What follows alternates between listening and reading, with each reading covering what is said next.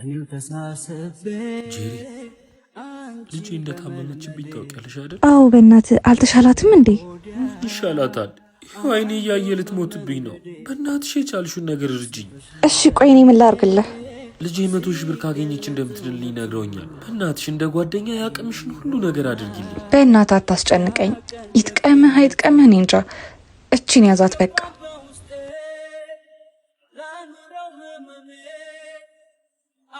እግዚአብሔር ይስጥልኝ።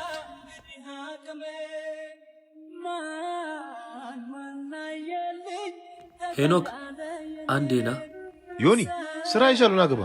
ልጅ አይኔ እያየ ልትሞትብኝ ነው። ሰማሁ እኮ ዮኒ፣ በእናትህ ግን ምንም ማድረግ ባለመቻሌ ዝም ያልኩ።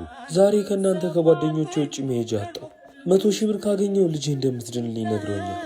ዮኒ ከጠበቀኝ ምናልባት ከዛሬ ሳምንት የሚገባልኝ ብር አለ። 1,000 ብር ሰጥሃለሁ።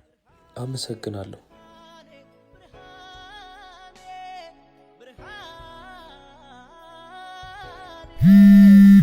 ሄሎ ታታ፣ ገንዘቡን አገኘህልኝ? በጣም አዝናለሁ ዮኒ። አንተም ገንዘቡን አላገኘህልኝ? ዮኒ ልጅ አርፋለች። ሄሎ ሄሎ ጄሪ፣ የዮናስ ልጅ አረፈች እኮ። ምን? ወይኔ ሲያሳዝን። እና ምን እናድርግ? ቆይ መቼ ነው ቀብር? ቀብር መቼ እንደሆነ እሺ በቃ ሄኖክን ይዞ እመጣለሁ። አረ ይኸው ደርሻለሁ። አንቺ ልጁ ሞተች? አዎ በእናትህ እስቲ ለሶስት የሆነ ነገር እናርግለት። አረ ደስ ይለኛል። ይጠይቃችሁ ይሰጣሉ። ችግር የለውም። 50 ሺህ ብር አዋተን ብንሰጠው ይጠቅመዋል።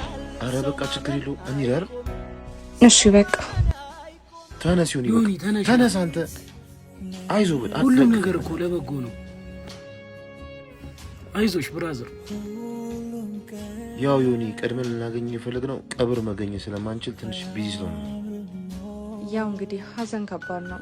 ትንሽ እንኳን ከጠቀመ ብለህ ለ350 ሺህ ብር አዋተን 150 ሺህ ብር እንሰጣለን። ያው እንግዳ ከሸኛለህ ብለን ነው።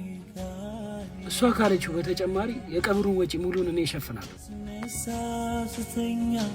እኔም ተክዘው ከፀሐዩ ጋራ አንቺ አጥቼሽ ነው።